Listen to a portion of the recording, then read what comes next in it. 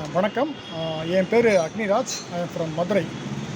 நான் வந்து 2018 Tamil super speaker குரூப்பில் ஜாயின் பண்ணேன்.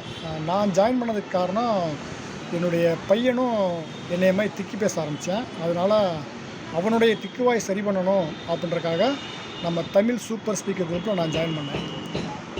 ஜாயின் பண்ணும்போது சார் மணிமா சார் தான் என்னை ஆட் பண்ணார். அப்போ ஜாயின் பண்ணி ஒரு 6 மாதம் வந்து நான் ஆக்டிவாக இல்லை. ஏன்னா எனக்கு திக்குவாயை பற்றி எனக்கு எதுவுமே தெரியாது. இந்த குரூப் என்னெல்லாம் பண்ணுது, இவங்க அவங்களை எப்படி வழிநடத்தி கொண்டு போக போகிறாங்க அப்படின்ற எதுவுமே எனக்கு தெரில எனக்கு. அப்புறம் ஒரு 6 மாதத்துக்கு அப்புறங்க எனக்கு இந்த குரூப்போட ஆக்டிவிட்டி, இவங்க நம்மளை எந்த மாதிரி வழி நடத்துகிறாங்க அப்படின்றது எனக்கு லேட்டாகவே எனக்கு புரிஞ்சு எனக்கு. ஆனால் நான் அது வரைக்கும் அந்த குரூப்பை நான் இருந்தேன். நிறைய பேர் அவ்வளோ நாட்கள் அவ்வளோ காலங்கள் இருக்க மாட்டாங்க, போயிடுறாங்க. அதனால தமிழ் சூப்பர் ஸ்பீக்கர் குரூப்போட வேல்யூ அவங்களுக்கு தெரிய மாட்டேங்குது.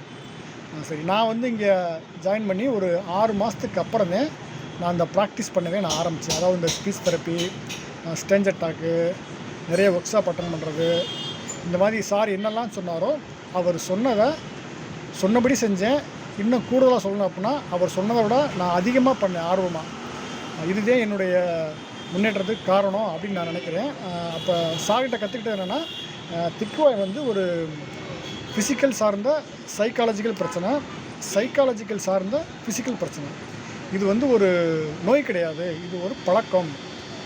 நம்ம சைக்காலஜிக்கலாக நம்ம சரி பண்ணிக்கிட்டோம்னா நம்ம ஸ்டாமரிங்கை ஓவர் கம் பண்ணிடலாம் அப்படின்னு சார் சொன்னார். அதன்படி நான் இன்றைக்கி வரைக்கும் 2018 ஆரம்பித்த ப்ராக்டிஸை இன்றைக்கி வரைக்கும் நான் பண்ணுறேன். கிட்டத்தட்ட ஒரு 7 வருஷம் ஆச்சுன்னு நினைக்கிறேன். இப்போ நான் பண்ணுறது வந்து 1/2 hour தான் பண்ணுறேன். சார் சொன்னார், நீங்கள் ஸ்டார்டிங்கில் 1 மணி நேரம் பண்ணுங்கள் டெய்லியும் சொன்னார். நான் ஒரு 2 வருஷம் 3 வருஷம் நான் வந்து 1 மணி நேரமே பண்ணேன். அவர் சொன்னது எல்லாமே நான் செஞ்சேன். அதாவது இந்த ஸ்பீச் தெரப்பி மட்டும் கிடையாது, ஸ்பீச் தெரப்பி மற்ற என்னென்ன சொன்னாரோ இந்த ஸ்பீச் டெக்னிக்ஸு இது எல்லாமே நான் ஃபாலோ பண்ணி இன்றைக்கி நான் சூப்பராக பேசுகிறேன். என் பையனுக்கும் நான் இப்போ அவன் சின்ன பையன்றனால அவனுக்கு நான் டேரெக்டாக ப்ராக்டிஸ் கொடுக்க முடியாது.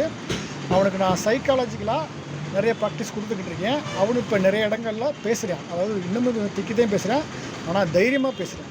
எனக்கு அவன் வயசில் எனக்கு இந்த மாதிரி வழிகாட்டுறதுக்கு நம்ம சாரோ இந்த மாதிரி குரூப்போ அப்போ இல்லை. ஆனால் இப்போ இருக்குது. என்னுடைய பையனுக்கு நான் இருக்கேன், இந்த குரூப் இருக்குது, நம்ம சார் இருக்கார், நிறைய டெக்னிக்ஸ் எனக்கும் தெரியும். அதெல்லாம் அவனுக்கு நான் ஃப்யூச்சரில் கற்றுக் கொடுத்து அவனையும் நான் ஒரு எக்ஸ்ட்ராமராக நான் சீக்கிரமே கொண்டு வந்துடுவேன் அப்படின்ற நம்பிக்கை எனக்கு இருக்குது.